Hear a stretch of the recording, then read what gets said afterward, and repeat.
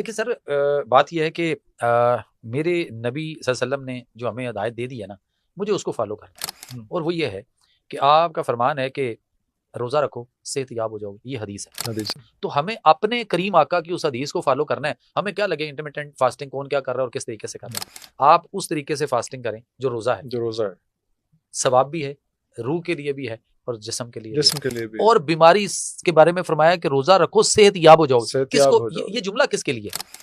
तंदुरुस्त के लिए या बीमार के लिए? बीमार के लिए। ये बीमार के लिए बीमार के लिए, हाँ, कि रोज़ा रखो, सेहतयाब हो जाओगे। सेहतयाब हो जाओगे। तो हमें रोज़ा रखना है। अच्छा, अभी जो है ना वो बहुत सारे मुल्कों के अंदर मैंने देखे डे फास्टिंग सेंटर्स बनाए गए। अरे! और मुसलमानों की तर्ज पे उन्हें सुबह से लेके शाम तक? सूरज निकलने से लेके सूरज गुरूब होने तक उन्हें फाके में रखा जाता है।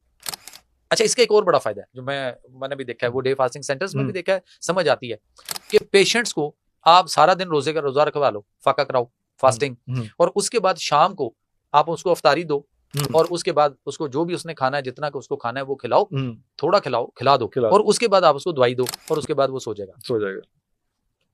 सुबह सहरी के वक्त उसको उठाओ और उसको सहरी करा दो और उसके बाद उसका रोजा रखवा दो। मुझे बताएं, रात को कम खाएगा या दिन को टका टका के खाएगा? दिन को ज्यादा, दिन को खाता है। तो वो एक फर्क है और हमें उसमें देखना है। मुझे दूसरे की किसी थ्योरी से कोई ताल्लुक नहीं कि कौन क्या कह रहा है।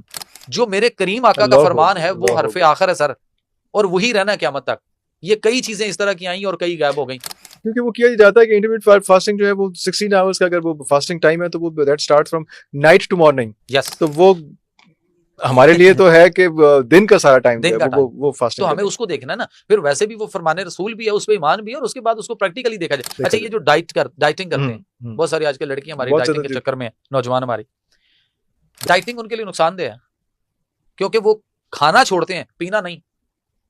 बीच में पानी सारा कुछ करते हैं ना, जूस भी बीच में ले लेते हैं। उन्होंने खाना छोड़ दिया, पीना लेना है, और उससे क्या होता है कि आपकी हड्डियां कमजोर होती हैं, आपके मसल जो है वो वीक होते हैं, और आपकी बॉडी डिहाइड्रेट होने की तरफ भी जाती है, और आपका वक्ती तौर पे वजन अगर 5 किलो 7 किलो कम हो गया तो वो बड़ी खुश है, ये बड़ा खुश है लड़का, बड़ी कामयाबी होगी। और जैसे ही उसने वो थोड़ा सा छोड़ा अपनी नॉर्मल लाइफ की तरफ, जरा सा भी हुआ तो वो 5 किलो की 10 किलो पे मैं तो कहता रहता हूं, मैं तो लव हेट रिलेशनशिप चल रहा होता है फूड के साथ, 10 किलो बढ़ चुका होता है, 10 किलो बढ़ चुका होता है। तो फिर क्या फायदा ऐसी भी वो यानी इस प्रोसेस को करने का। तो रोजा रखो, सेहतयाब। तो आपका मतलब एक रोजा जो है, रोजा अगर नॉर्मली देखें हुजूर सल्लल्लाहु अलैहि वसल्लम की सुन्नत के मुताबिक देखें तो तकरीबन 11 रोजे बनते हैं हर महीने में। जी ऐसे ही है, जिसमें यामी बेस भी आते हैं, जिसका जो चांद की 13 14 15 है, और उसके बाद every Thursday and every Monday, तो ऑलमोस्ट 13 से 14 11 से 13 रोजे जो है हर महीने में आते हैं। तो रखे ना। जो कहता है कि मुझे शिफा नहीं मिल रही, वो कहता है जो किसी भी तरीका इलाज पे ट्रस्ट ही नहीं कर रहा, फेड अप हुआ पड़ा है, रखे ना रोजे इस तरीके से जो आपने जैसे फरमाए, रखे इस तरह। ना शिफा मिले तो सर